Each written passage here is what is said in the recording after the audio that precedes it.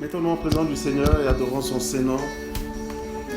Nous sommes réunis au nom du Père et du Fils et du Saint-Esprit. Amen.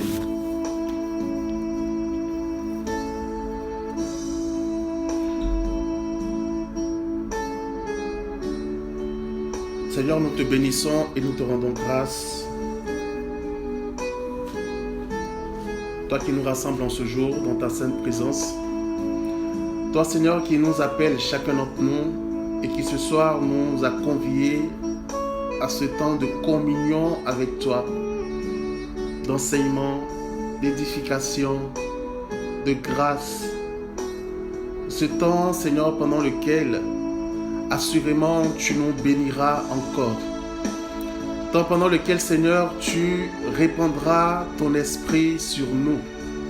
Car, Seigneur, le secours nous vient de toi.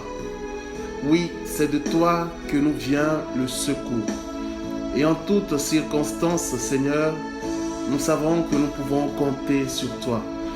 Mais ce soir, Père éternel, nous venons dans ta sainte présence pour t'adorer, pour te contempler, pour grandir, Seigneur, dans notre intimité avec toi. Nous venons, Seigneur, afin que tu nous enseignes, afin que, Seigneur, tu nous capacites, que tu nous donnes de grandir dans ton intimité. Nous voulons, Seigneur, sonder ton cœur. Nous voulons, Seigneur, demeurer en toi. Nous voulons, comme ce disciple dont nous parlent les Écritures, Jean, qui avait toujours sa tête posée sur ta poitrine, ou qui avait souvent sa tête posée sur ta poitrine.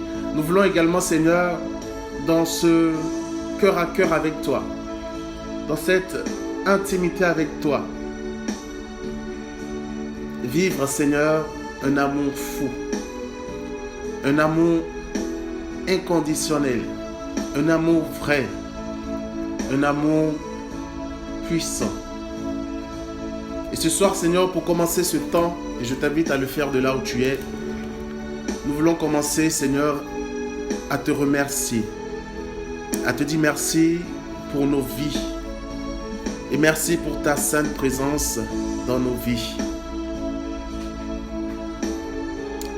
Ô Dieu Tout-Puissant, Dieu d'Alpha, Dieu de grandeur, Dieu de puissance, ce soir, Seigneur, donne-nous de contempler encore une fois l'immensité, Seigneur, de ton cœur d'amour, et les grâces insoupçonnées, Seigneur, que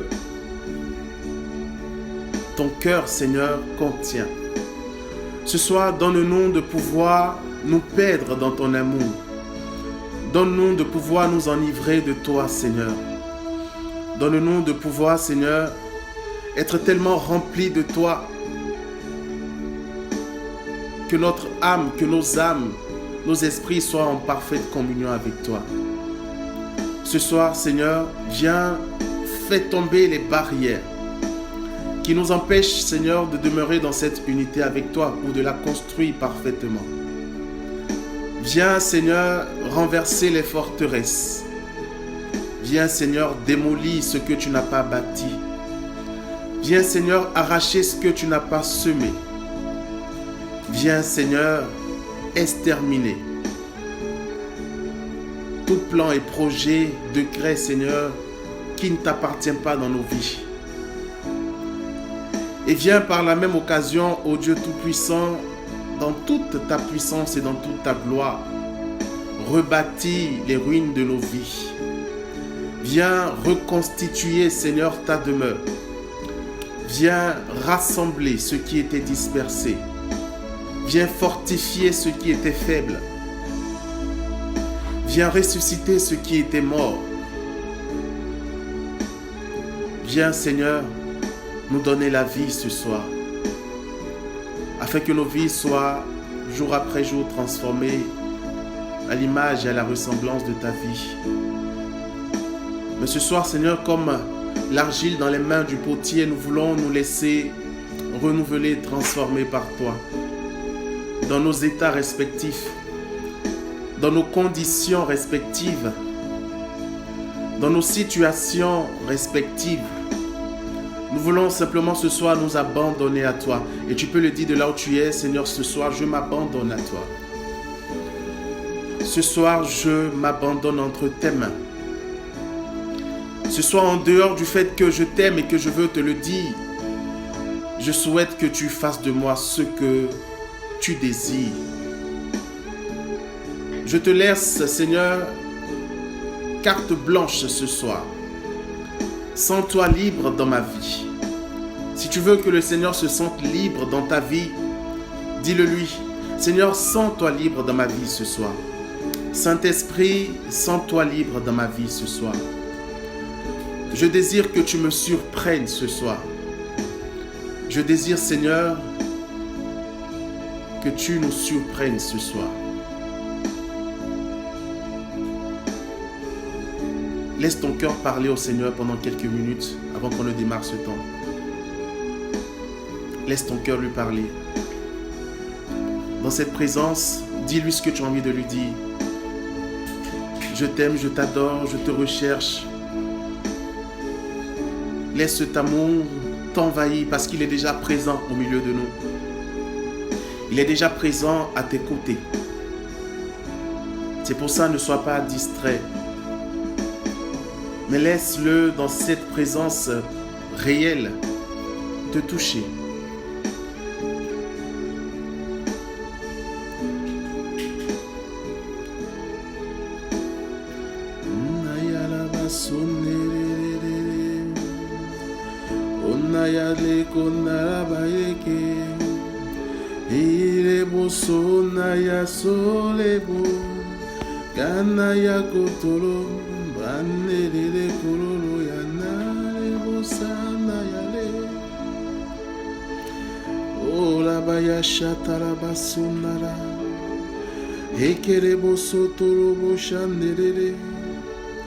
Seigneur, nous te livrons nos cœurs, nous te livrons nos vies, nous les déposons à tes pieds, au pied de la croix.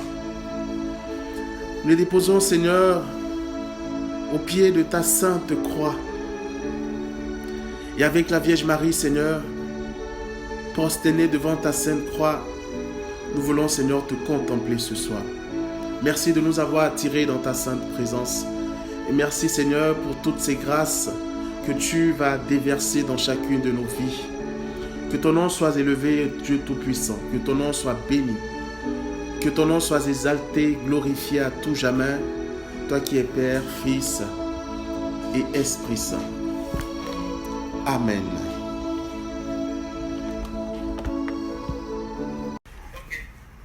Vous l'avez si bien dit, ces 2 derniers jours, on a abordé 2 thèmes. Hier particulièrement, on a parlé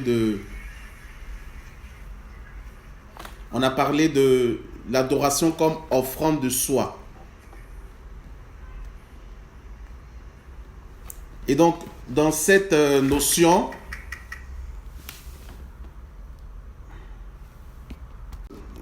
en parlant d'adoration comme offrande de soi, il s'agit ici de... Vous me recevez? Il y a un petit temps de retard, mais là c'est bon. D'accord. Je disais qu'hier on a parlé de l'adoration comme offrande de soi. Et j'expliquais que la première définition de l'adoration, c'est d'abord l'offrande de notre personne, de notre vie, une offrande totale au Christ. Parce que l'adoration est étroitement liée à l'amour que nous éprouvons et que nous devons avoir pour le Christ. Un amour inconditionnel, un amour qui, par définition, veut dire se donner. Aimer, c'est se donner. Et j'ai pris l'exemple, par exemple, du mariage pour expliquer que lorsque 2 personnes se marient, elles font le choix de se donner l'une à l'autre pour le restant de leur vie. C'est donc une dimension d'amour dans laquelle on se livre à l'autre, dans tout le sens ou dans tout le sens du terme. Et c'est le même principe parce que Jésus lui-même, Dieu lui-même s'est donné à nous. Et donc nous aussi, pour lui rendre cet amour, nous devons nous donner à lui. Et il est impossible que je me donne à Dieu si je lui donne une partie de ma vie et pas la totalité de ma vie. Et l'offrande de ma personne va consister à me donner entièrement et totalement à lui. Et dans cette offrande de ma personne, je vais basculer dans une dimension d'obéissance. Parce qu'il n'y a pas possibilité de me donner à Dieu sans lui être fidèle d'une certaine façon, sans lui être obéissant. Et mon obéissance va m'amener également à une obéissance de type sacrificiel, parce que, qu'on le veuille ou non, chacun d'entre nous est prêt à obéir à Dieu pour des raisons spécifiques, parce que nous y voyons nos intérêts. Mais parfois également, il nous est très difficile d'obéir à Dieu, parce que derrière, on n'apprécie pas, on ne veut pas forcément rentrer dans cette obéissance. Voilà. Donc, il y a toujours une dimension sacrificielle dans l'obéissance parfaite à Dieu. Et Jésus lui-même en a payé le prix, parce que cette obéissance l'a conduit à la croix.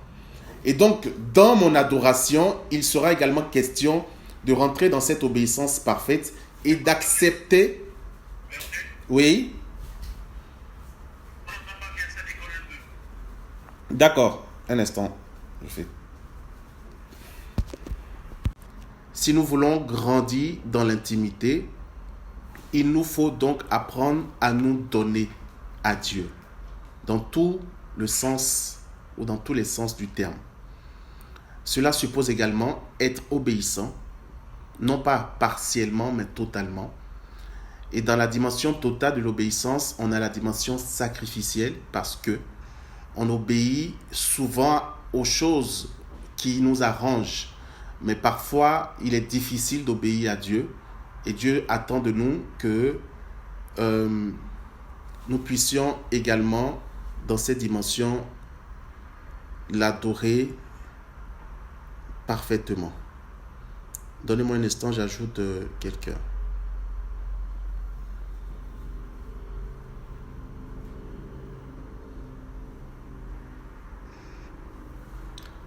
Alors, donc sur cette base, on va comprendre que l'adoration est une prière d'intimité.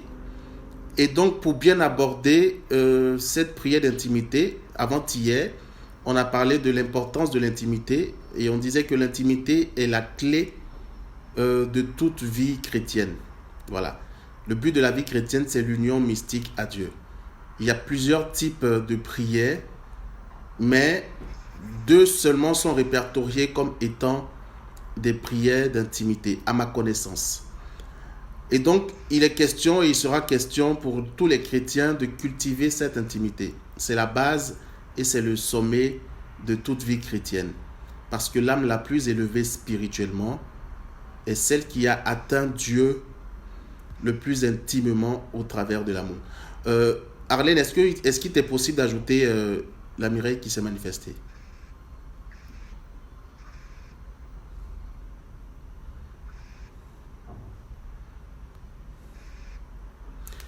Alors donc,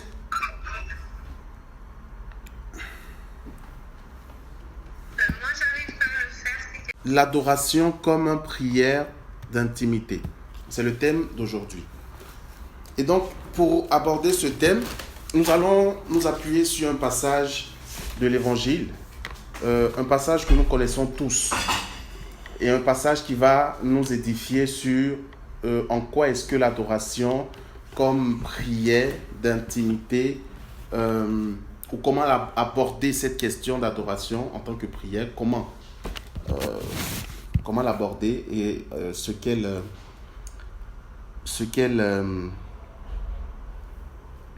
à quoi cette prière va nous amener. Voilà. Et le passage que nous allons prendre tout de suite, c'est le passage que nous connaissons très bien du Christ dans Jean 4, à partir du verset 23. Passage ou épisode de la vie de Jésus où il va faire cette rencontre avec la femme samaritaine. Et pendant cet échange que nous connaissons très bien, cette femme va poser une question à Jésus. Elle va lui demander, mais Seigneur, vous les Juifs, vous avez pour habitude de dire que c'est à Jérusalem qu'il faut aller adorer, dans le temple. Et pourtant, nous, nos pères ont adoré sur cette montagne. Et Jésus va lui répondre, femme, à partir du verset 23, l'heure vient et elle est déjà venue où les véritables adorateurs adoreront le Père en esprit et en vérité. Car ce sont là les adorateurs que le Père recherche. Et ce passage va nous édifier véritablement sur ce qu'est l'adoration en tant que prière. Et Jésus va utiliser deux éléments qui vont nous aider à comprendre ce qu'est l'adoration.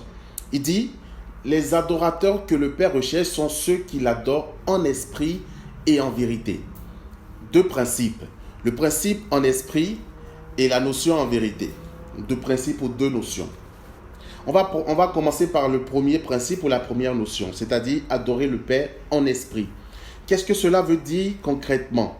Cela veut dire simplement que aucune prière, et je sors du contexte de l'adoration, qui est une prière, là je généralise en prenant toutes les prières qui peuvent exister, que ce soit adoration, que ce soit la prière par excellence, la messe, que ce soit le Notre Père, que ce soit les prières d'action de grâce, que ce soit les prières de supplication ou de combat, etc. Aucune prière ne se fait sans et ne devrait se faire sans l'action du Saint-Esprit, sans l'agir du Saint-Esprit, sans la touche du Saint-Esprit, sans la conduite du Saint-Esprit. Parce qu'il ne s'agit pas d'une simple touche du Saint-Esprit. Non, il s'agit plutôt de se laisser guider par le Saint-Esprit parce que c'est lui le maître de la prière. Il y a parfois des personnes qui me disent, moi, ou que j'entends souvent dire, moi quand je fais la messe, c'est toujours la même chose, les mêmes choses qu'on répète pendant toute l'année. La messe chez les catholiques, c'est pas ci, c'est pas ça. Ou peut-être moi quand je fais la prière, j'ai du mal à prier, je ne sais pas comment prier. En gros, c'est simplement parce que le Saint-Esprit n'est pas le maître de la prière dans nos vies. Et pas seulement de la prière, de façon générale dans nos vies. Le Saint-Esprit n'est pas le maître. Parce que lorsque le Saint-Esprit n'est pas le maître, bien-aimé, il y a une chose qui se passe, c'est que ta vie est fade. Lorsque le Saint-Esprit n'est pas celui qui conduit ta vie est fade. Est-ce que vous me recevez bien? Parfait. Lorsque ce n'est pas le Saint-Esprit qui conduit ta vie est fade. Ta vie est sans délice, elle est sans goût et elle est également sans substance. Bien aimé, c'est une vérité. Regardez la vie de Jésus. La vie de Jésus a commencé à quel moment? Ou plutôt, dans le processus du ministère de Jésus. Son ministère a commencé lorsqu'il s'est fait baptiser. Après son baptême, automatiquement, il est rentré au désert. Mais pendant son baptême, il a reçu, le Saint-Esprit est descendu sur lui sous la forme corporelle. Et à partir de cet instant précis, jusqu'à la fin de son ministère, c'est le Saint-Esprit qui l'a guidé en toutes choses. C'est le Saint-Esprit qui l'a guidé en toutes choses.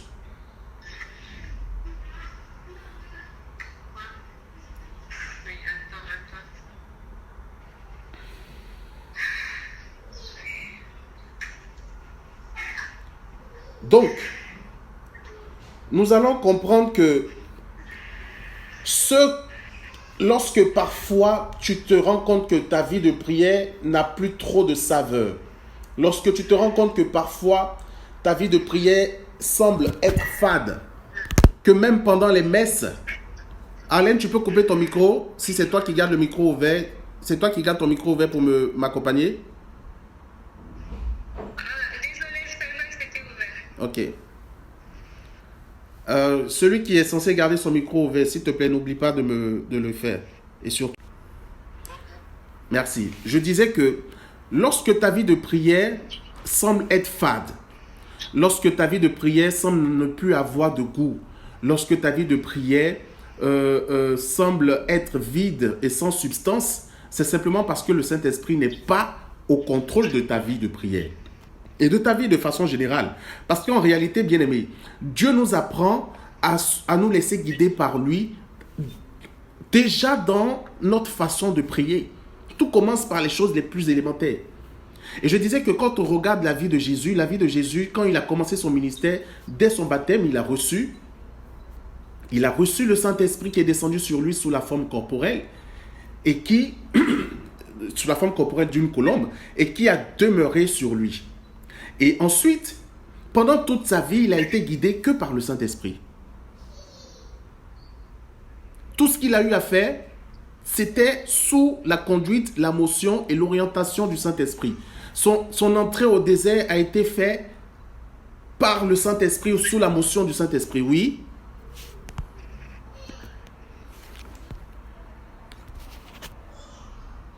Vous me recevez? Parfait. Son entrée au désert a été faite sous la motion du Saint-Esprit.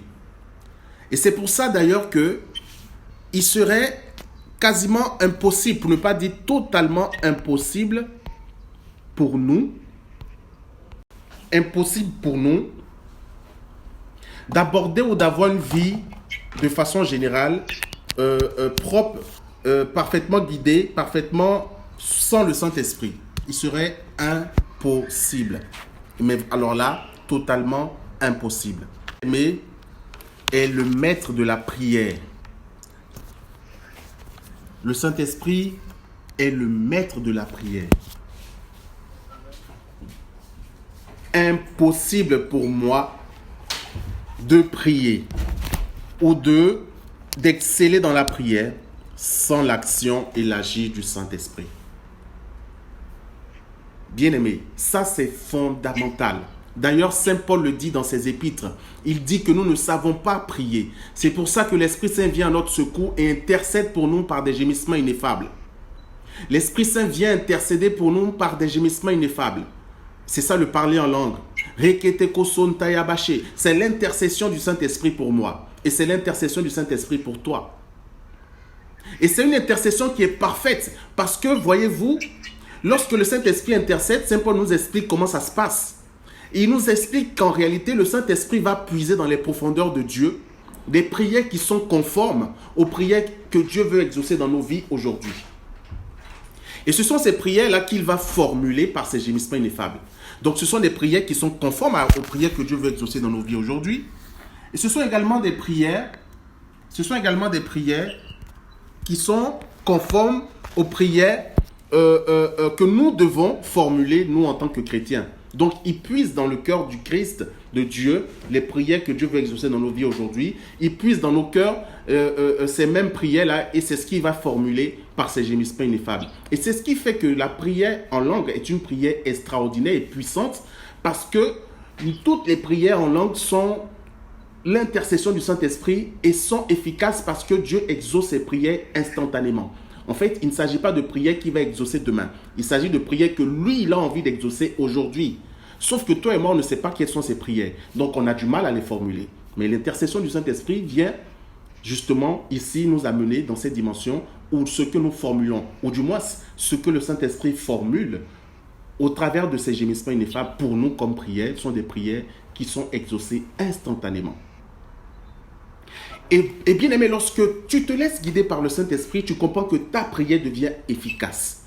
Ta prière devient puissante. Pourquoi? Parce que tout ce qui sort de ta bouche, chaque motion, chaque parole, chaque acte que tu poses dans ta prière, tout ça est guidé par le Saint-Esprit. C'est lui qui t'oriente. Fais ça. Bon, en ce moment-là, prends une petite pause. Fais silence. Ne parle plus. Contemple Christ dans ce silence. Ou en ce moment-là, prie en langue. Tu sens l'intensité, prie en langue. Ou en ce moment-là, non, chante plutôt tel chant. Il y a un chant prophétique que je te donne. Chante ce chant-là. Ou en ce moment-là, non, ne chante plus, ne prie plus. Prends la Bible, prends tel passage, va méditer. Mais tout va dépendre de comment on se laisse guider pour aborder chaque orientation. Comment est-ce qu'on se laisse guider? Et vous voyez que lorsqu'on n'a pas d'intimité avec le Saint-Esprit, lorsqu'on ne sait pas écouter le Saint-Esprit ou lorsqu'on a du mal à écouter le Saint-Esprit, malheureusement, on va faire des prières dans la chair. Sauf que Jésus dit, dans Jean 3, versets 5 à 8, que ce qui est né de la chair est chair, et ce qui est né de l'esprit est esprit. Dans ce passage où il discutait avec Nicodème et qu'il lui expliquait la nécessité de naître de nouveau, il lui expliquait que celui qui ne naît pas de nouveau ne peut pas entrer dans le royaume des cieux. Et il va ajouter que ce qui est né de la chair est chair et ce qui est né de l'esprit est esprit. Et on va comprendre que ce qui est né de la chair est chair veut simplement dire que tout ce que la chair va produire ne serait que œuvre de la chair, donc œuvre d'une certaine façon de mort, parce que la chair ne produit que la mort et des œuvres stériles. Et donc vous voyez que si même je participe à la messe de façon charnelle, je vais vivre la messe comme une routine. Mais lorsque le Saint-Esprit anime ma vie et ma vie de prière, même ma façon de vivre la messe change. Parce qu'à chaque étape de la messe, je suis parfaitement guidé par le Saint-Esprit et le Saint-Esprit me fait vivre la messe autrement. Parce qu'avec lui, ce n'est jamais la même chose. C'est toujours la nouveauté. Bien aimé, le Saint-Esprit est dans la nouveauté. Il aime les choses nouvelles. D'ailleurs, même quand Jésus parle, lorsque tu sens des Écritures, tu entendras souvent parler de nouveauté. Je vous donnerai un cœur nouveau, une nouvelle alliance. Il aime la nouveauté. Et avec lui, on est toujours dans la nouveauté. Même le même passage que tu as déjà lu pendant 40 ans de ta vie, ce même passage, il va t'enseigner là-dessus autrement. Tu vas te rendre compte qu'en réalité, c'est comme si tu n'avais jamais été enseigné sur ce passage. Parce que justement, il est également la source intarissable d'eau vive. Et donc, construire son intimité avec Dieu revient, lorsqu'on parle de Dieu, on parle de Dieu dans ces trois dimensions, Père, Fils, Esprit Saint. Donc, construire son intimité avec Dieu, c'est construire son intimité avec le Père, avec le Fils et avec le Saint-Esprit. Et dans cette intimité, bien aimé, nous allons donc comprendre qu'il y a une dimension où on va également apprendre à se laisser guider par le Saint-Esprit. Parce que Saint Paul le dit dans l'un de ses épîtres, sont enfants de Dieu ceux qui se laissent guider par le Saint-Esprit. Si je ne me laisse pas guider par le Saint-Esprit dans ma vie de tous les jours, il me serait très très difficile de rentrer dans les plans de l'Éternel pour moi. Parce que justement, si je ne me laisse pas guider par Dieu, par le Saint-Esprit, ça veut dire que je suis mon propre guide. Si je suis mon propre guide, ça veut dire que je suis mon propre conducteur, mon propre berger. Et le bon berger n'a plus sa place, entre guillemets, parce que j'ai pris cette place qui lui revient droit. Et comme il ne peut pas m'obliger à faire les choses, il va me laisser faire à ma façon. Et je vais récolter que échec sur échec. Échec sur échec, souffrance sur souffrance, et après je me plaindrai du fait que Dieu m'ait abandonné, alors qu'en réalité, c'est juste que ma têtutesse m'a empêché de me laisser parfaitement guider par Dieu. Dans la dimension de l'adoration, Jésus donc dit à cette femme que l'heure vient où les véritables adorateurs adoreront le Père en esprit. Ça veut dire qu'il y a la nécessité de se laisser conduire par le Saint-Esprit. Bien aimé, c'est pour ça que même dans nos milieux charismatiques, même dans nos groupes de prière, parfois les gens évitent ou arrêtent d'écouter le Saint-Esprit. Parfois les gens refusent d'écouter le Saint-Esprit, même dans nos groupes de prière. Et il n'y a plus cet effet. Il n'y a plus cet effet. Il y a des personnes qui pensent qu'ils sont j'ai envie de dire, propriétaires du mouvement charismatique. Mais lorsqu'on parle de mouvement charismatique, on parle de Dieu. On ne peut pas être propriétaire du Saint-Esprit.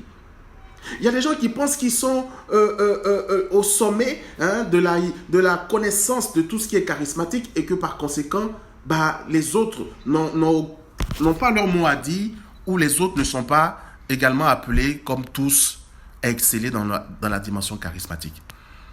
Et donc finalement, beaucoup ne vont plus écouter Dieu ou le Saint-Esprit dans les groupes de prière. Chacun va vouloir faire à sa façon. Chacun va vouloir faire les choses dans la chair. Chacun va vouloir faire les choses comme bon lui semble. Bien aimé, il suffit simplement de regarder comment même nous laissons guider par le Saint-Esprit pour remarquer qu'en réalité, il nous reste encore beaucoup à apprendre et surtout à nous laisser guider par le Saint-Esprit. Le Saint-Esprit se déploie parfaitement dans la vie de ceux qui le laissent être libre dans leur vie et ceux qui lui donnent la lassitude, la permission, un oui total pour qu'il puisse agir comme il veut. Il se déploie dans la vie de ceux qui vont le laisser agir comme il le souhaite, quand il le veut, au moment où il le veut. Il y a des personnes qui vont te dire, oh non, non, moi, le Saint-Esprit m'a fait ci, mais vraiment, quand lui me visite là, je tombe, je me mets à faire ci ou à faire ça, mais j'aime pas quand il fait ça devant les gens. Donc, ça veut dire que tu veux dicter au Saint-Esprit la façon dont il doit se manifester avec toi. Et donc, ça veut dire que même si tu es dans la prière, il y a des gens qui te donnent une notion il veut te visiter de telle façon, bah toi, tu vas faire obstacle. Tu vas être un obstacle par rapport à son agir. Mais dans ces conditions, tu te plaindras du fait que ta prière soit vide ou que ta prière ne soit pas suave. Parce qu'en réalité, tu te laisses guider par la chair.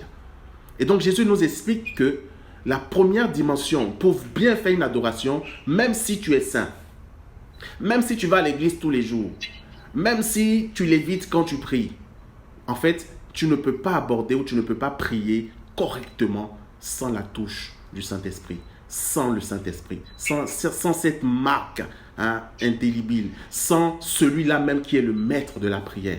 Impossible pour toi de prier, peu importe ta prière.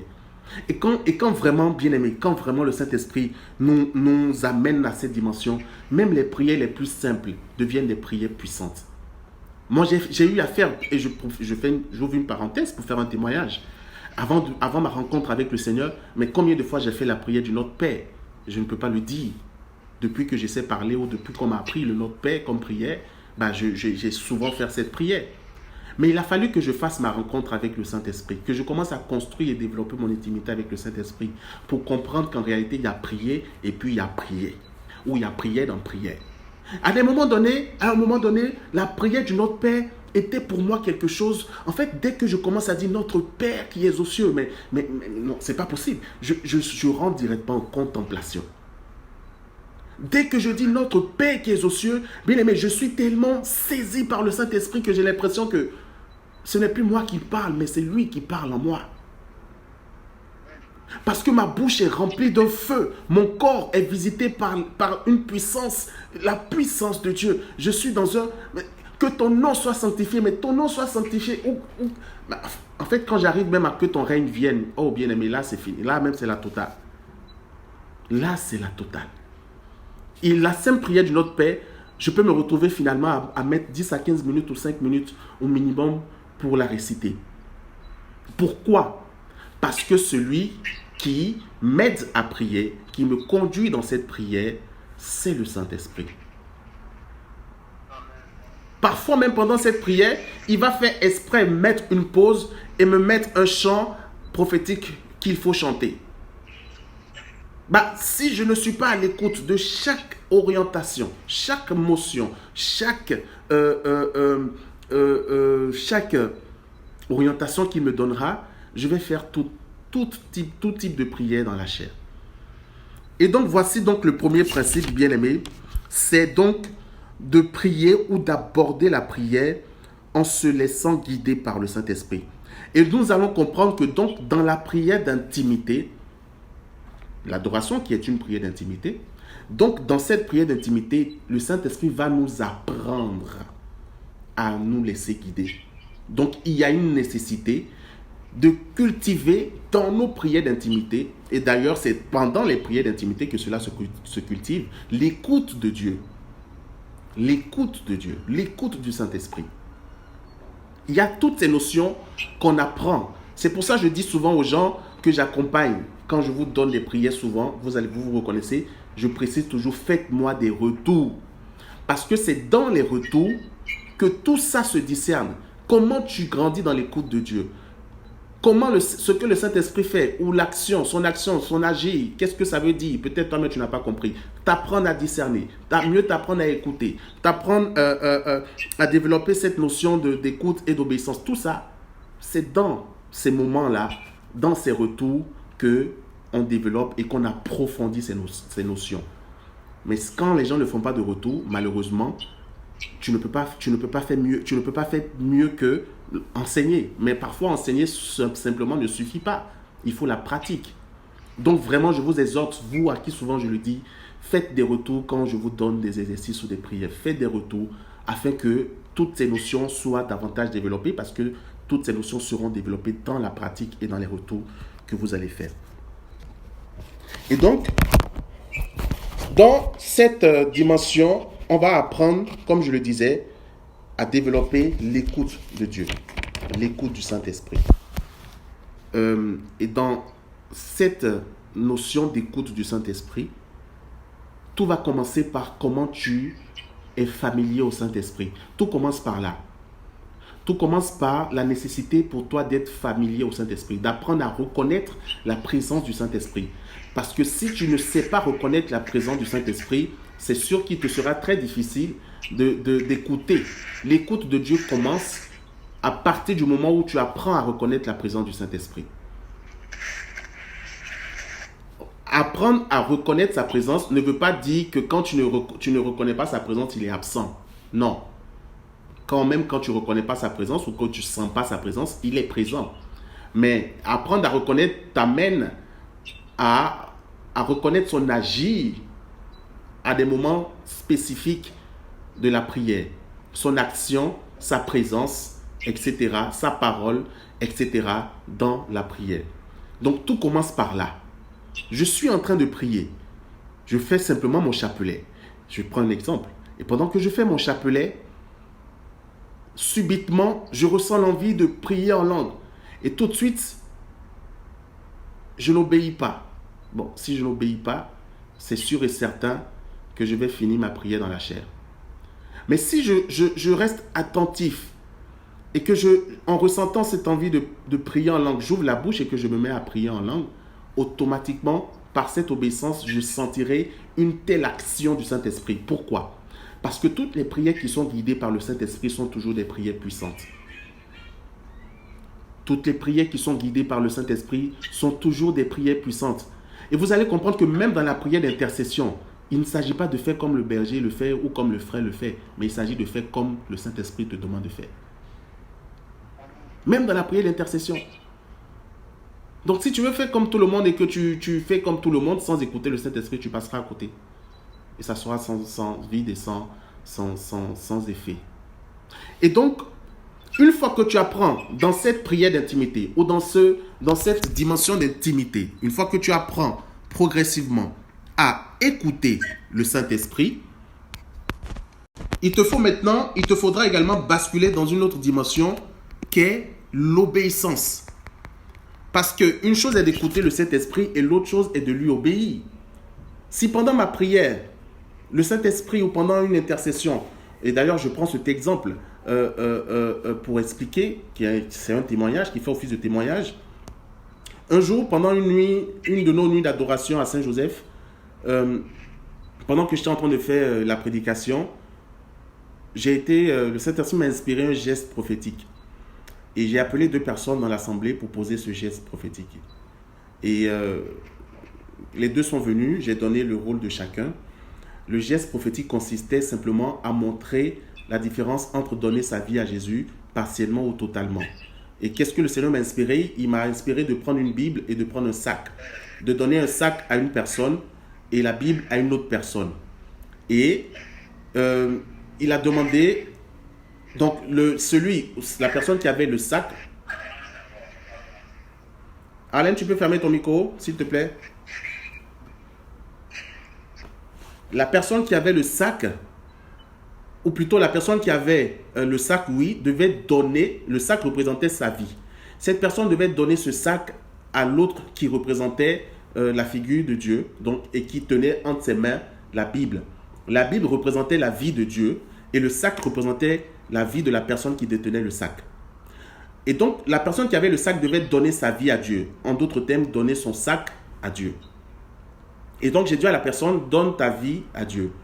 Et cette personne a donné son sac avec une main et a tendu l'autre main pour prendre la Bible. Et là, je l'ai coupé, je lui ai dit, c'est exactement l'erreur que nous commettons. Parce qu'on veut donner nos vies partiellement. Là, c'est ce que tu es en train de faire. Tu donnes ton sac à moitié, tu donnes ta vie d'un côté et tu veux prendre la vie de Dieu d'un autre côté. Ça, c'est donner sa vie à moitié. C'est garder une partie et donner une partie. Mais si tu veux réellement donner ta vie, ce que tu dois faire, c'est de donner ton sac, déposer ton sac au pied du Christ. Donc, elle a déposé son sac au pied de cette figure divine, la personne qui tenait la Bible. Et ensuite, maintenant que toute ta vie est déposée, tu prends maintenant la vie de Dieu. Parce que si tu es trop plein ou trop pleine de toi-même, de ta propre vie, de ton orgueil, de tes faiblesses, de tout ce que tu veux, de tes suffisances et autres, tu ne pourras pas prendre la vie de Dieu. Et donc, elle a posé son sac et elle a récupéré avec ses deux mains la Bible qui représente la vie de Dieu. Et pendant que on posait ce geste prophétique, je vous promets, j'étais en feu. Il y avait une telle puissance de Dieu qui se dégageait. Bien aimé, les gestes prophétiques existent dans la Bible. Les prophètes, Dieu leur demandait de poser des actes ou des gestes prophétiques. Allez lire l'histoire des prophètes, vous verrez. Si vous connaissez aussi, c'est parfait. Et donc, on comprend que Dieu parle tantôt d'une façon, tantôt d'une autre. Dieu parle aussi au travers des gestes prophétiques et au travers des actes prophétiques. Regardez ce qui va se passer. La fille qui tenait le sac en main, pendant qu'elle a posé ce premier geste en le posant mal et que je l'ai interpellé en lui disant comment faire, elle va me dire, mais c'est bizarre, c'est exactement ce que je fais. Je donne ma vie à moitié.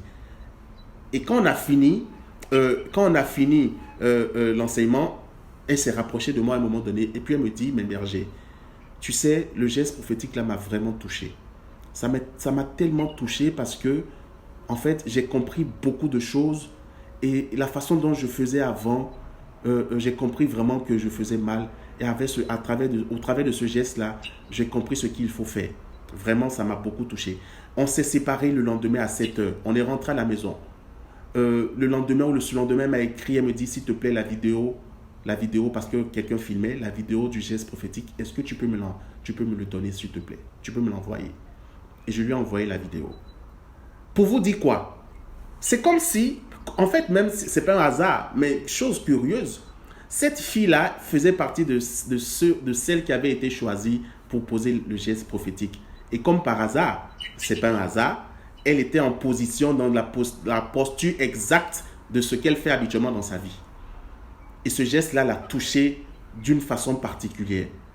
Pour dire quoi? Si je n'avais pas obéi au geste prophétique que le Saint-Esprit m'avait inspiré, est-ce qu'il y aurait eu tous ces effets? Mais non. Donc tout ça, nous comprenons au travers de tout ça que le but ici, dans tout type de prière, c'est de nous laisser guider par le Saint-Esprit. C'est comment est-ce qu'on l'écoute, c'est comment est-ce qu'on obéit. Parce que je disais, dans la dimension d'écoute, c'est bien d'écouter et de comprendre l'émotion, les orientations que nous donne le Seigneur dans la prière, y compris même dans nos vies de façon générale. Mais une fois qu'on comprend, qu'est-ce qu'on fait de ça? Soit on obéit, ou soit on n'obéit pas. Tout en sachant que si nous n'obéissons pas, on n'aura pas les résultats. Et là, même, on est dans le péché, parce qu'on sera dans la désobéissance.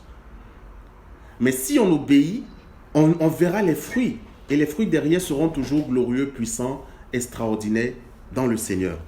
Donc, dans la prière d'intimité, nous devons donc apprendre toutes ces notions, l'écoute de Dieu et l'obéissance à sa parole.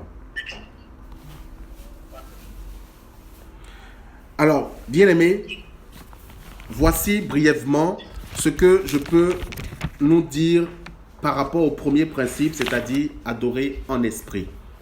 Allons-y maintenant dans le deuxième principe, adorer en vérité. Adorer en vérité revient à quoi? Ce deuxième principe est basé sur 2 points. 2 points qui ont été déjà développés dans les enseignements précédents. Voilà, donc je vous en supplie, je ferai tout possible pour mettre les enregistrements sur la page YouTube. Réécoutez tout ce qu'on fait comme séminaire ou enseignement, même si vous avez participé, il faut toujours réécouter. Parce que même quand on participe, on n'est parfois pas concentré à 100%. On perçoit ou on consomme peut-être 10 ou 20% de ce qui est dit. Mais quand on réécoute encore et encore, Dieu nous aide à mieux intégrer un certain nombre de choses. Donc, réécoutez, même si vous avez déjà suivi, réécoutez. Et ceux qui n'ont pas suivi, écoutez et réécoutez encore. Donc, je disais que dans le principe en vérité, on a déjà développé ce principe de long en large dans les 2 enseignements passés. En vérité veut simplement dire ici, comment tu as épousé la vérité de Dieu. Et la vérité qu'est Dieu. Jésus dit, je suis le chemin, la vérité, le chemin, la vérité et la vie. Jean 3, verset 16. Comment as-tu épousé la vérité qu'est Jésus? Au travers de ton obéissance à sa parole. Quand on parle de la vérité, il s'agit ici de est-ce que ta vie est en adéquation avec la parole de Dieu? C'est ça la vérité.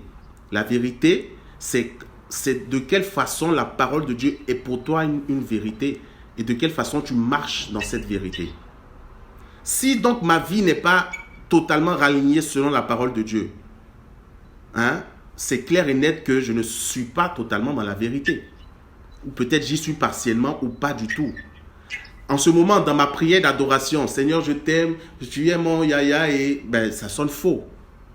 Ça sonne faux simplement parce que si j'aime Dieu, Jésus dit, celui qui m'aime gardera ma parole.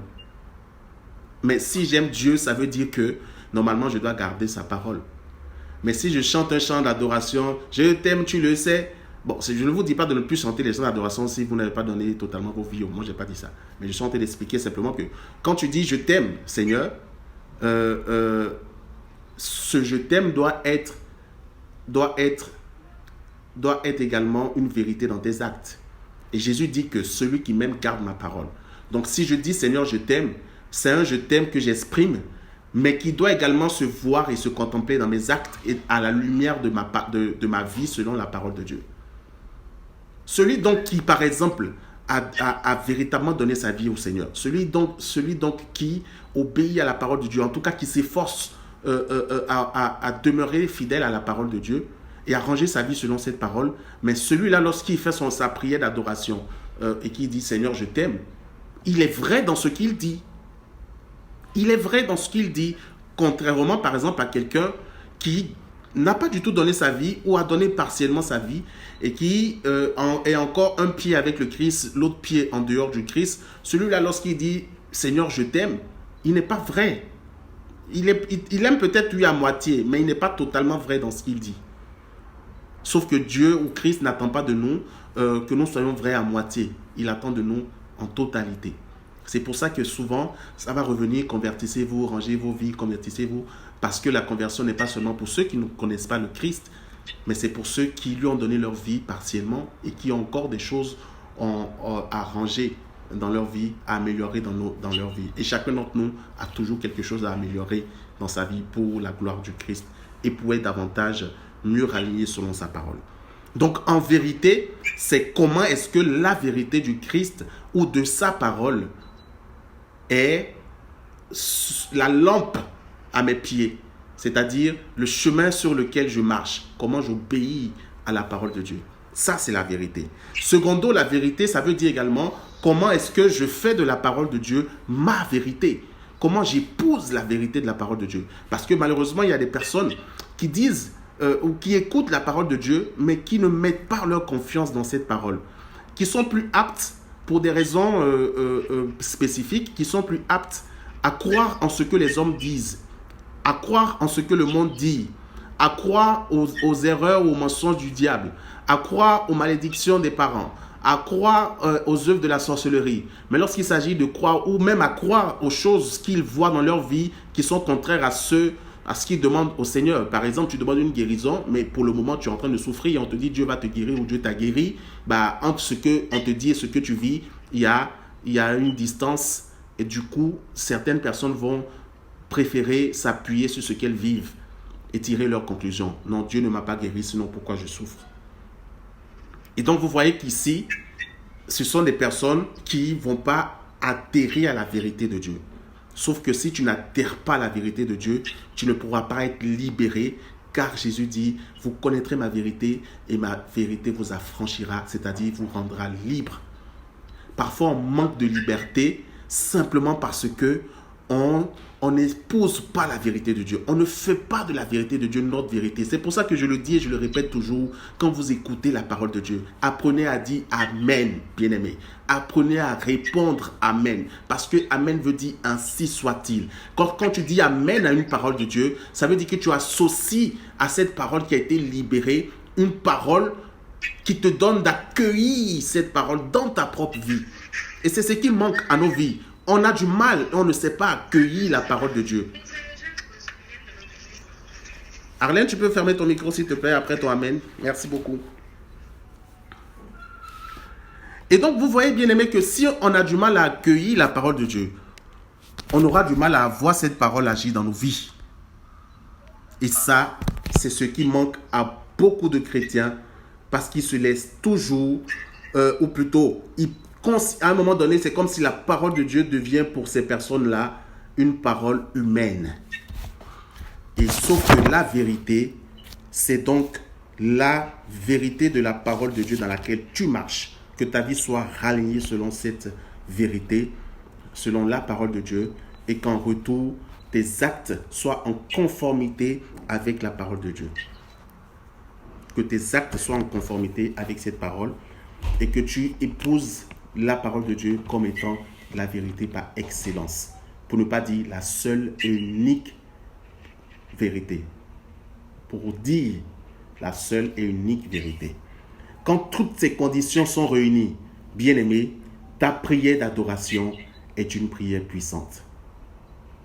Quand toutes ces conditions qui ont été développées depuis le premier jour de ce séminaire sur l'intimité avec Dieu jusqu'à aujourd'hui, on aborde le premier type de prière d'intimité qu'est l'adoration. Quand toutes ces conditions sont réunies, ta prière d'adoration est une prière puissante. Et dans cette prière d'adoration, tu vivras des choses extraordinaires. Bien-aimé, moi, si je vous dis les choses que je vis avec mon Seigneur, vous allez me dire que je mens. Parce que honnêtement, moi-même, je n'ai jamais pensé vivre ces choses-là. Mais bon, un jour, par la grâce de Dieu, je vous raconterai quelques témoignages là-dessus. À présent, abordons rapidement la dernière partie de notre temps. Et quelle est cette partie? Comment faire la prière d'adoration? Lorsque nous sommes en prière d'adoration, comment aborder la prière d'adoration? Je vais aller rapidement parce que mon portable est super déchargé. Priez pour qu'il ne s'éteigne pas. Déjà, il faut savoir qu'il y a plusieurs types de prières d'adoration. La première prière d'adoration, c'est l'adoration devant les Saints-Sacrements. L'adoration devant les Saints-Sacrements est une adoration puissante, bien-aimée. Pourquoi? Simplement parce que ce n'est pas une adoration qui se fait comme tu le fais dans la maison par les chants, ou comme tu le fais pendant les assemblées par les chants. C'est bien aussi, c'est l'autre aussi, c'est une forme d'adoration. Mais l'adoration devant le Saint-Sacrement, c'est une adoration devant Jésus. Parce que le Saint-Sacrement, c'est la présence glorieuse du Christ. Et une adoration qui se fait devant Jésus, en fait, c'est un peu, pour imager, c'est comme si, tout de suite, Jésus apparaît en chair et en os. Devant toi. Tu es dans sa présence glorieuse. Que tu fasses un effort, que tu ne fasses pas un effort, il est là. En chair et en os. Que tu crois en lui, que tu ne crois pas en lui, il est là. En chair et en os. Que tu sois content ou que tu ne sois pas content, il est là. En chair et en os. Que tu sois concentré ou pas concentré, il est là. En chair et en os. Que tu sois en train de prier intensément ou que tu sois en train de dormir, mon frère, il est là, en chair et en os. Et le simple fait qu'il soit là, en chair et en os, est suffisant. Pourquoi? Parce que cette présence dans laquelle tu te trouves est la présence glorieuse de Jésus présent en chair et en os dans le très saint sacrement de l'autel. Donc tu n'as pas besoin d'être... En fait, si tu peux être concentré, c'est parfait. Même si tu n'es pas concentré, cette présence-là est agissante dans ta vie. C'est la chose la plus importante à comprendre. Donc, tu peux aller simplement t'asseoir devant le Saint-Sacrement et contempler Jésus présent dans le Saint-Sacrement. Tu es là, cette présence de Dieu agit en toi. C'est ça la différence. La deuxième type d'adoration ou forme d'adoration, c'est l'adoration par les chants. Cette adoration-là, on va mettre des chants d'adoration, on va chanter, on va être en adoration comme on sait le faire. Ok? Ce type d'adoration va nécessiter d'une certaine façon un niveau de concentration. En tout cas, un niveau de recueillement pour être davantage connecté, pour mieux se connecter à la présence de Dieu. Voilà. Mais retenez une chose. Il y a une autre forme d'adoration, c'est l'adoration contemplative. Et normalement, l'adoration contemplative, elle est déjà présente dans l'adoration au Saint-Sacrement. Parce qu'il s'agit ici de contempler Jésus présent dans le Saint-Sacrement. Mais l'adoration contemplative également est une adoration qui est présente dans l'adoration par les chants. Parce qu'il s'agira également aussi pour nous de développer la dimension de la contemplation. J'ouvre une petite parenthèse pour nous dire une chose. La contemplation se trouve dans toutes les prières. Il y a la contemplation dans toutes les prières. Et on fera un autre enseignement sur la contemplation. Mais je vous donne quand même un petit avant-goût. La contemplation, bien aimée, c'est ce qui nous transforme de gloire en gloire en image du Christ. Et Moïse, lorsqu'il est resté 40 jours, 40 nuits sur la montagne, dans la présence glorieuse de Yahvé, lorsqu'il est descendu, le peuple ne pouvait pas le regarder parce qu'il rayonnait. Et la parole de Dieu le dit, tous ceux qui le visage découvert contemplent la gloire de Dieu sont transformés de gloire en gloire en cette même image. Donc peu importe la prière que tu fais, ce que tu contemples de Dieu, si tu contemples la gentillesse de Dieu, cette gentillesse-là, toi-même tu deviendras comme ça. Si dans ta prière tu contemples l'amour de Dieu, cet amour que tu contemples là, et tu es transformé de gloire en gloire en cette image. Si dans ton adoration, dans tout type de prière, tu contemples la puissance de Dieu, tu seras transformé de gloire en gloire en cette image. Donc il y a de la contemplation dans toutes les prières, mais notre problème c'est qu'on a du mal, ou on ne sait pas comment ou à quel moment demeurer ou aborder ou rentrer parfaitement dans cette contemplation. Mais par la grâce de Dieu, au travers de ces prières d'intimité, de cette prière d'intimité, le Seigneur va nous amener à développer cette notion de contemplation.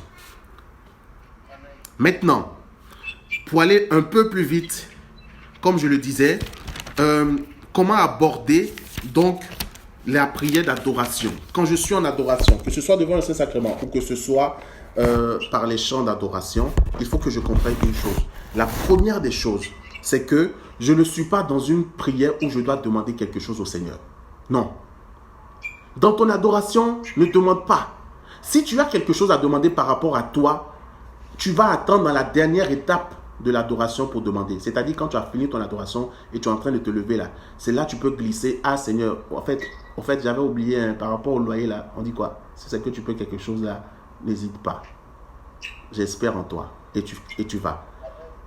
Mais on l'a dit que l'adoration, c'est aimer. Et aimer, ça veut dire se donner. Donc, lorsque tu es en adoration, tu ne dois pas venir demander. Tu dois être là pour te donner à Dieu.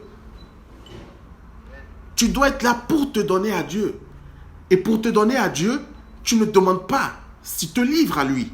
Donc, dans cette adoration, première chose, tu ne demandes rien. Tu viens simplement pour te donner, pour te livrer à ton Seigneur. Donc, tu es là, tu le contemples. Tu ne fais que lui dire des paroles d'amour, des paroles jaculatoires. Seigneur, je t'aime. Seigneur, je t'adore. Ah, vraiment, je me rappelle de ce que tu m'as fait la grâce que tu m'as accordée il y a 2 jours là. Oh, vraiment. Ah, vraiment, Seigneur. Oh, vraiment. J'étais content. Oh. Mon cœur était en joie. En tout cas, vraiment, je te dis merci.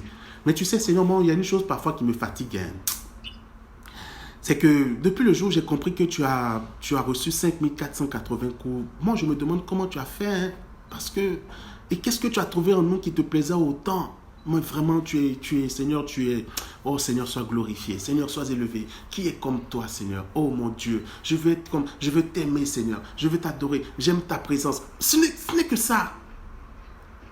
C'est dans ça que tu es. Tu es dans un love. Tu es dans un love. Bien aimé, l'enfant qui va voir son papa et qui lui dit, papa, on m'a chassé, j'ai besoin de 10 000 francs pour acheter quoi? Papa, je veux une nouvelle chaussure. Papa, mon portable est gâté. Maman, mon portable est gâté. Maman, telle personne m'a fait du mal. Telle personne. Et l'autre enfant qui va pour le contraire, ce que j'explique, excusez-moi, que vous le voyez ou non, il y a un qui sera plus proche des parents que nous. Celui qui sera plus proche, c'est celui-là qui développe une certaine relation profonde. Donc, première des choses, dans l'adoration, tu ne demandes rien, mais tu viens simplement pour te livrer à ton Dieu et lui dire, sortir toutes les paroles éjaculatoires d'amour. Soit vous faites ça mieux que quiconque. Surtout vous nous qui sommes mariés, vous qui avez connu les relations, qui avez les gars, les go que vous aimez bien, que vous voulez bien là. C'est le moment de démontrer à Jésus que qu'il est votre premier époux et qu'il est votre première épouse. Votre première épouse, voilà. Donc développer ce love là, c'est ça l'adoration. Première des choses. Première des choses. Ensuite, il y a des choses que tu peux demander.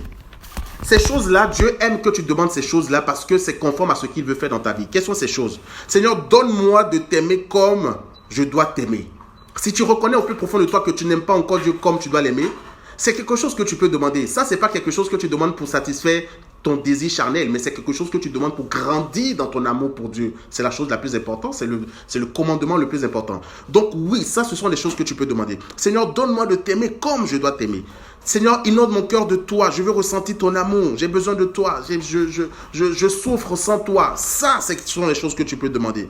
Seigneur, répands sur moi ton esprit. Donne-moi ton esprit pour que je puisse marcher. Donne-moi un cœur nouveau pour que je puisse te louer, t'adorer comme il le faut. Ou être obéissant. Change en moi ma têtutesse, Seigneur. Ça, ce sont des choses que tu peux demander. Je veux mieux te connaître, Seigneur. Qui es-tu vraiment? Ça, ce sont des choses que tu peux demander. Aide-moi à mourir en moi-même, afin que toi seul puisses croître en moi, Seigneur. Ça, ce sont des choses qu'il faut demander. Pas que tu peux, qu'il faut demander. De sorte à ce que, bien-aimé, le Seigneur puisse parfaitement se sentir libre d'opérer toutes ces différentes œuvres pour t'amener à cette perfection. Parce que bien de fois, on s'écarte de cette vérité ou de ces vérités. Et lorsqu'on prie mal parce qu'on demande des choses. En réalité, Seigneur, je veux la richesse, mais en réalité, tu as encore du mal avec la charité. Donc, quand Dieu va te donner la richesse, tu vas seulement dépenser ça pour toi. Tu vas laisser le pauvre mourir. Tu vas laisser le nécessiteux mourir. Tu ne vas pas aider ton frère qui sera dans le besoin. Tu auras du mal à sortir, même quand parce que tu auras mal. Oh, si je sors ça, il va me rester quoi? Et tu veux que Dieu t'enrichisse. Tu n'as pas encore compris la notion première de la richesse ou de l'amour. C'est se donner. Et se donner avec dans le sacrifice. Donc Dieu va d'abord chercher à t'apprendre ça, plutôt que de te remplir les poches comme tu le lui demandes. Raison pour laquelle, bien-aimé, toutes ces prières sont des prières qui plaisent à Dieu parce que nous ouvrons une porte au Seigneur pour qu'il puisse véritablement nous transformer par sa grâce. Oh là là, Seigneur, aide-moi, Saint-Esprit, parce que là, mon portable est vraiment déchargé. Seigneur. Deuxième chose, dans la prière d'adoration, il faut apprendre à contempler Jésus tel qu'il s'offre à nous. Il faut apprendre à contempler Jésus tel qu'il s'offre à nous. Si pendant ta prière d'adoration, tu contemples tel que Jésus s'offre à toi, c'est au travers de l'amour qu'il dégage et que tu ressens. Mais contemple simplement cet amour. Et contempler, c'est contempler avec tous ses sens.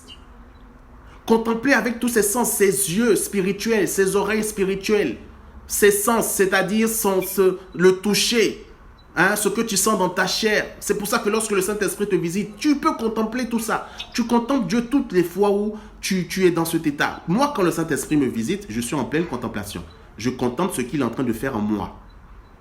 Comment je ressens ça dans ma chair. Ce que je perçois dans mon esprit, ou si j'ai une vision, ce que j'entends comme voix me murmurer à l'oreille, et je note toutes ces choses. Je suis en parfaite contemplation pendant ces moments. Et c'est ce que nous devons développer. Contempler Dieu tel qu'il se donne à nous pendant ces moments d'intimité. Et dans cette contemplation, il nous transforme de gloire en gloire en ce qu'il nous donne de contempler de lui. C'est pour ça qu'on ne peut pas aborder ou on ne peut pas être dans la prière. Si on n'est pas concentré dans la prière, vous voyez très bien qu'on va passer à côté de tout ça. Ceux qui aiment souvent se connecter et faire deux choses à la fois. Ça, je pense que vous comprenez qu'il faut changer beaucoup de choses. Voilà, il faut donner le temps à Dieu. Le temps qu'il lui faut et le temps qu'on décide de lui donner. Et c'est ça le troisième point. Troisième point, il faut se fixer un temps pendant l'adoration, pendant nos prières d'intimité. Parce que si tu ne te fixes pas un temps, le piège sera quoi? Le piège sera que tu vas arrêter quand tu auras envie d'arrêter. Si tu ne te fixes pas de temps dans ton adoration, tu arrêteras quand tu auras envie d'arrêter. Quand ça t'arrangera, tu voudras continuer parce que c'est bon, le Saint-Esprit était là. Mais quand tu ne sens rien, depuis là je ne sens rien, j'arrête la prière. Donc finalement, ça veut dire que tu offres un temps au Seigneur par intérêt, en fonction de ce que tu recherches ou en fonction de ce que tu as. Et là, c'est pas bon. Là, c'est pas bon. Donc, pour bien aborder aussi nos temps d'intimité avec le Seigneur, Tu peux te fixer un temps. Par exemple, je peux me dire, je prends 1 heure d'adoration. Pendant ces 1 heure, que je sente la présence du Saint-Esprit, que je ne sente rien, que je lévite, que je ne lévite pas, que je prie, que je ne prie pas, que je sente, je suis là. Je suis là. Et je vais vous dire une chose, bien-aimés. Parfois, beaucoup de personnes disent, moi, je ne sens pas la présence du Saint-Esprit. Depuis un moment, je ne sens plus, ou bien quand je fais les prières, je ne sens plus. Pourquoi vous voulez toujours sentir? Bien-aimé, tu ne peux pas toujours sentir. Une relation amoureuse se passe entre 2 personnes. De la même façon que Dieu se donne à toi et puis tu sens là. C'est de cette même façon que Dieu veut aussi que tu te donnes à lui pour que lui aussi il sente. C'est pour cette raison que toutes les fois où tu ne sens rien dans la présence de Dieu, il faut comprendre que Dieu lui est en train c'est lui qui est en train de jubiler. Pendant que toi, quand le Saint-Esprit te remplit, tu dis Alléluia, le Saint-Esprit est là. Quand tu ne sens rien, c'est Dieu qui est en train de faire ça. C'est Jésus qui est en train de faire ça.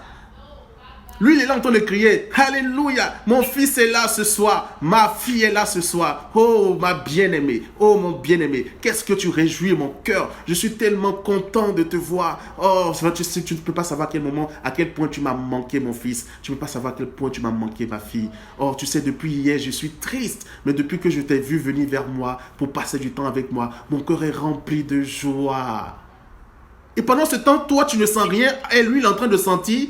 Et puis tu veux couper la prière pour te lever. Oh, ça fait mal. C'est un peu comme si quelqu'un est en train de te... Ou bien tu es en train de parler à quelqu'un. Ou quelqu'un est en train de te parler et puis tu te lèves et puis tu t'en vas. Ça fait mal. C'est pour ça, bien aimé, qu'il faut vous fixer un temps. Si c'est 1 heure que tu peux. Si c'est 30 minutes. Et il ne faut pas fixer de façon aléatoire. Fixe et vas-y progressivement. Si au début... tu ne peux que lui donner 10 minutes parce que toi, tu as du mal à rester dans sa présence pendant 1 heure ou 30 minutes. Ce n'est pas grave. Commence avec tes 10 minutes. Première semaine, vas-y avec 10 minutes. Deuxième semaine, augmente de 5 minutes. Troisième semaine, augmente de 10 minutes. Et progressivement, monte. Mais quand tu te dis 15, 10, 20 minutes, fais tes 10, 20 minutes. Si c'est 1 heure, fais tes 1 heure. Que tu sois content, que tu aies lévité ou que tu n'aies rien ressenti, reste là.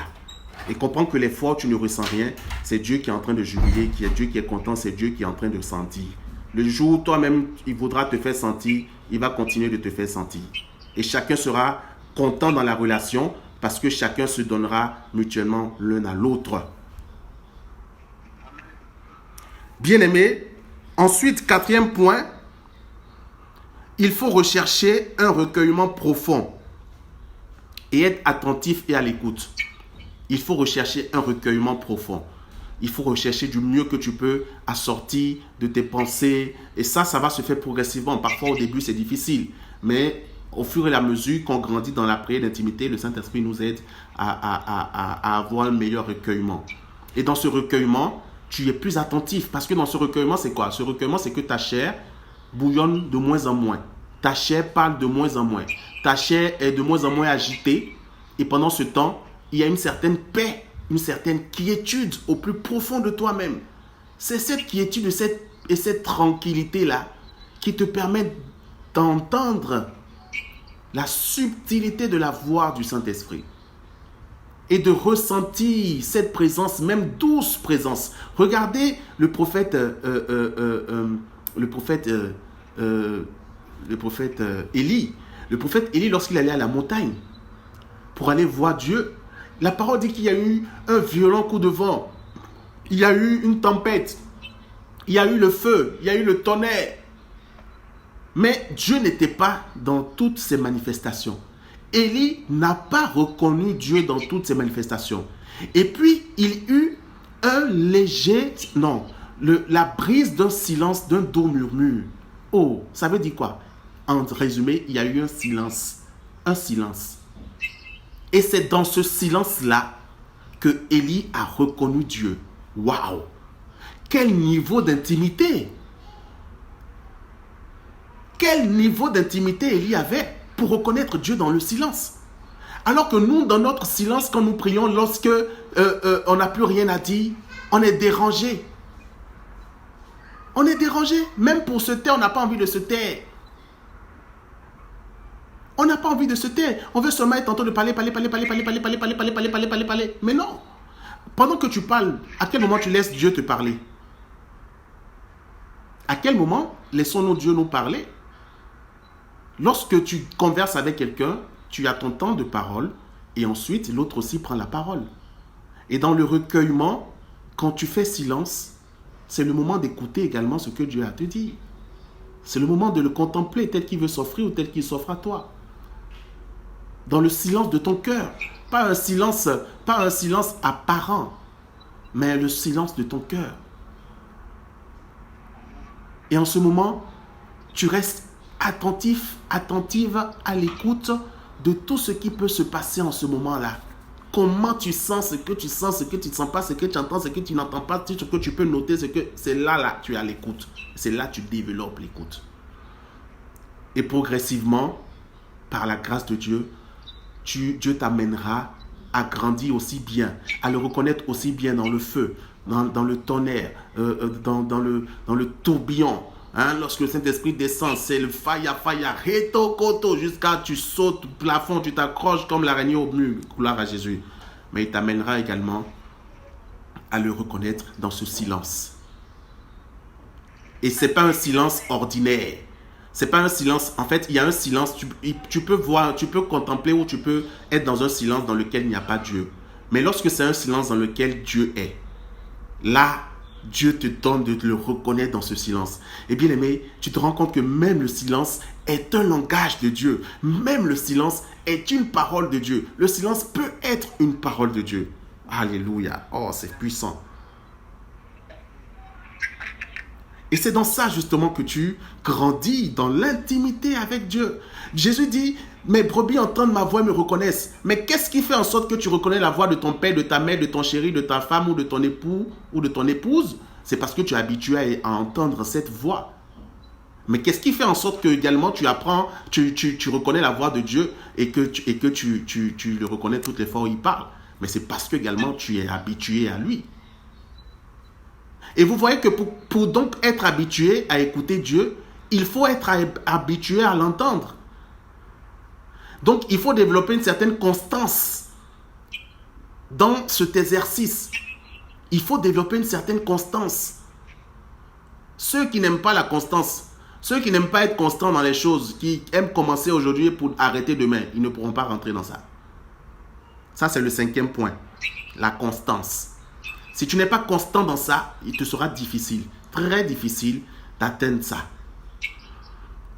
D'atteindre ce niveau. Tu commences aujourd'hui, tu arrêtes demain. Ça, c'est pas une constance. Mais celui qui va s'évertuer, qui va se casser la tête, qui va se casser les côtes, qui va accepter payer tous les prix nécessaires pour être encore là, encore et encore, dans sa présence, encore et encore, même exercice, même scénario. Oh, Jésus dit une chose dans sa parole. Hein. Si vous êtes fidèles dans les plus petites choses, je vous en confierai de plus grandes encore. Bien-aimés, ceux qui seront fidèles dans ces plus petites choses, pas après pas, Dieu va les amener de gloire en gloire. Il se fera le plaisir de vous faire grandir dans son intimité. Donc, abîmez-vous dans la présence de Dieu, mes frères et sœurs. C'est ça le secret. Abîmez-vous dans sa présence et dans son intimité. Abîmez-vous et payez les prix qui s'imposeront. Faites les sacrifices qui s'imposeront. Et vous allez voir comment Dieu va vous bénir et vous amener plus loin. 6e point. Conseil pratique dans l'adoration. Il faut faire momentanément silence. Bon, j'en ai déjà parlé. Et écouter le Saint-Esprit. Il faut momentanément faire silence. Parfois aussi, le silence va s'imposer à toi. Quand tu as commencé la prière, tu as senti l'envie de parler en langue. À un moment donné, tu as eu l'envie de chanter. Tu as pris le chant, tu as chanté jusqu'à... Toi-même là, tu as fait les roulades par terre. Puis à un moment donné seulement, tu ne sens plus rien. C'est comme s'il y a un silence qui s'impose à toi. Mais commence à écouter ces différentes motions. Fais silence. Fais silence. Voilà. C'est comme ça que tu apprends à écouter. Tu ne fais pas parce que tu fais, parce que tu ressens. Voilà. Et j'ouvre une parenthèse pour parler à ceux qui parfois... J'ai remarqué que parfois, pendant les temps de prière, il y a des gens parfois qui vont fermer leur bouche du début jusqu'à la fin. Comme si on ne doit jamais entendre leur voix. comme si c'est seulement la voix des autres qu'on doit entendre. Non, vous n'allez pas me dire que Dieu veut seulement que vous vous taisez du début jusqu'à la fin. C'est ça votre motion. Ça ne vient pas de Dieu. Parce que Dieu nous apprend tout. Dieu nous apprend toutes les situations, toutes les possibilités. Le feu, la tempête, le silence, tout. Mais quand il s'agit aussi d'ouvrir la bouche et de prier, dépassez vos peurs, dépassez vos limites, dépassez vos je ne sais pas trop, vos complexes.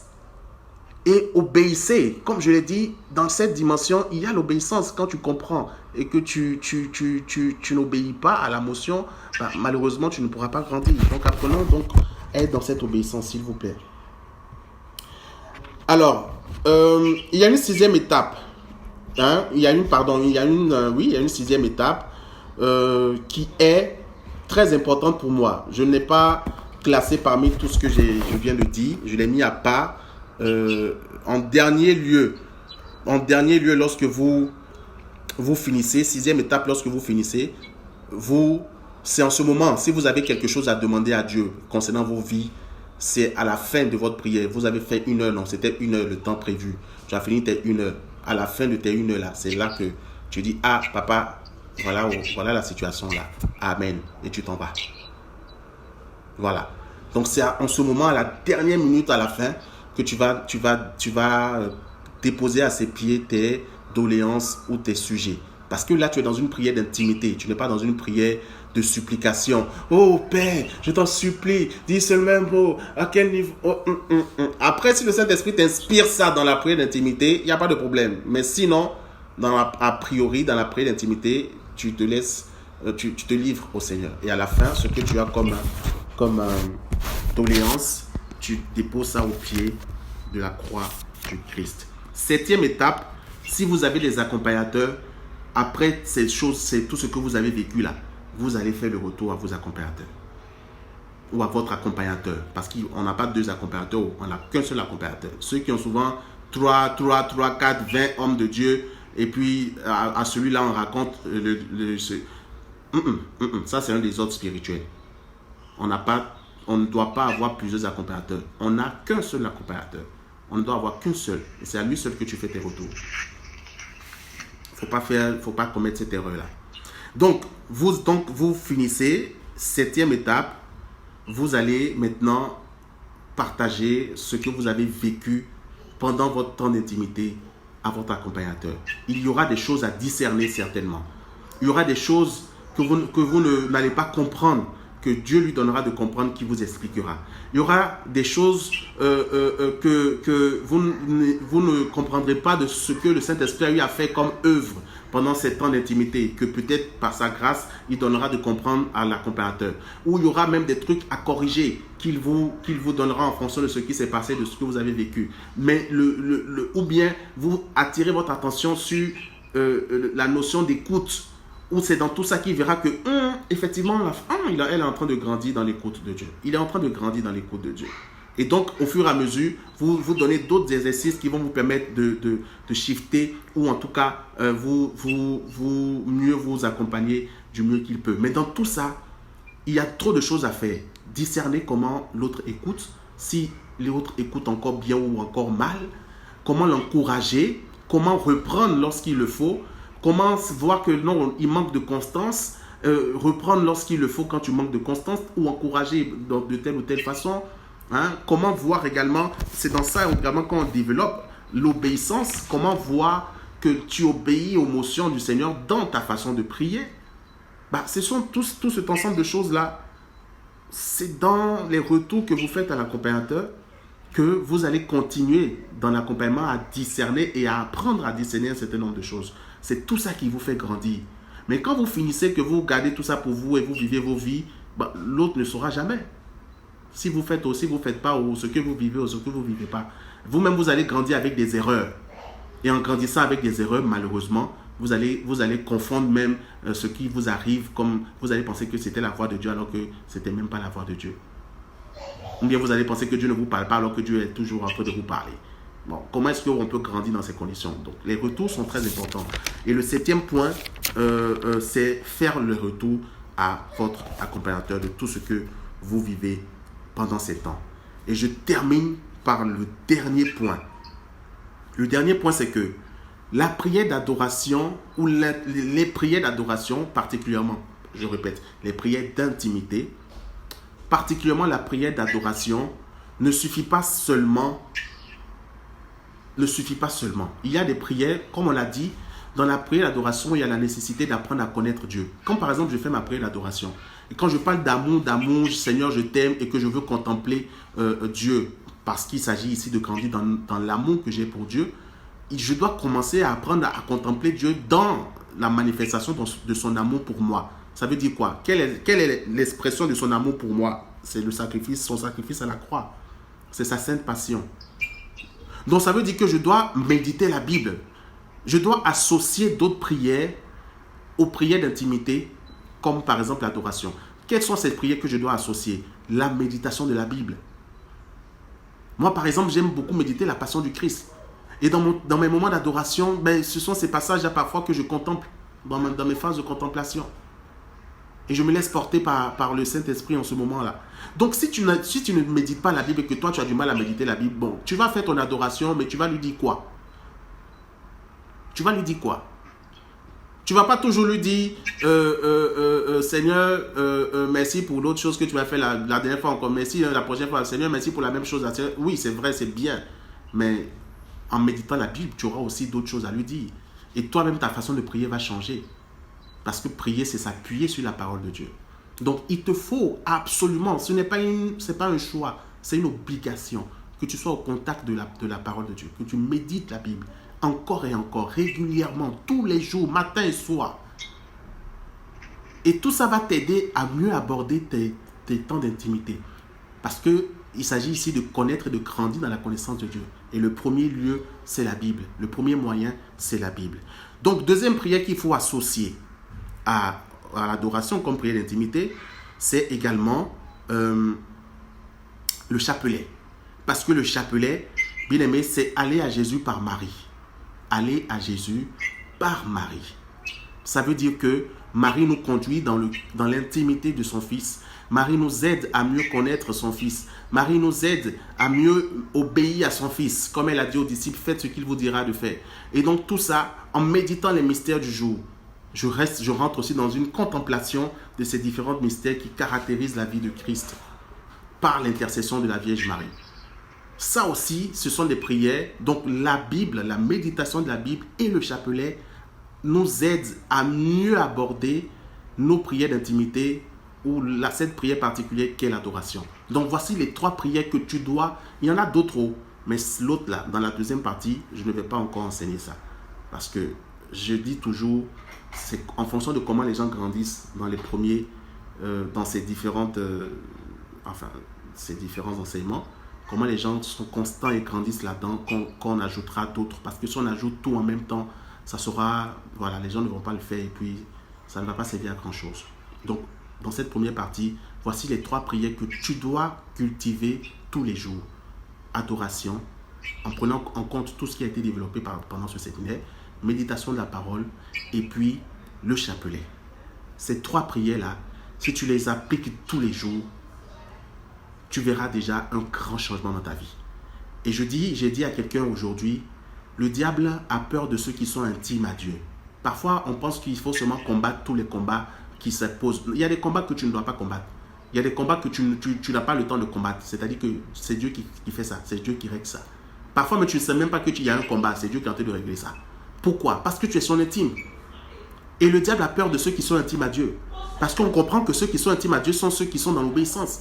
Ceux qui sont intimes à Dieu sont ceux qui ont donné toute leur vie au Seigneur, qui sont acquis au Seigneur. Ceux qui sont dans l'obéissance sont ceux qui acceptent payer le prix, ceux qui acceptent sacrifier, ceux pour qui la souffrance n'est pas sujet de murmure contre Dieu, mais la souffrance est même sujet au moment de dire à Dieu d'une autre façon plus profonde, je t'aime. Donc comment le diable peut encore avoir ces personnes-là? Le diable ne peut plus avoir ces personnes. Et quand bien même le diable vient les perturber comme il a fait avec Job, Job est resté fidèle dans tout ce qui s'est passé. Justement parce qu'il avait toutes ces caractéristiques, ou toutes ces différentes notions, ces aptitudes, il les avait. Donc il faut que nous puissions construire tout ça. Voilà. Amen. Nous sommes à la fin de notre séminaire. Voilà. Je vous invite et je vous exhorte encore à aller réécouter ce séminaire et à renoter tout ce que vous n'avez pas pu capter pendant ces 3 jours. Ma prière simplement ce soir, c'est que le Seigneur nous amène toujours dans les profondeurs de son amour. Et si nous nous appliquons si nous nous évertuons à mettre en pratique tout ce que nous avons reçu comme enseignement pendant ce séminaire, il y a des fruits instantanés que le Seigneur nous donnera de porter, que le Saint-Esprit portera pour nous dans nos vies au quotidien. Ces fruits-là seront instantanés. Et quand je dis instantané, c'est vraiment instantané. Donc, employons-nous à mettre tout ça en pratique, réécoutons, mettons en pratique chaque différent détail, aspect de ce séminaire et puis laissons la grâce nous porter.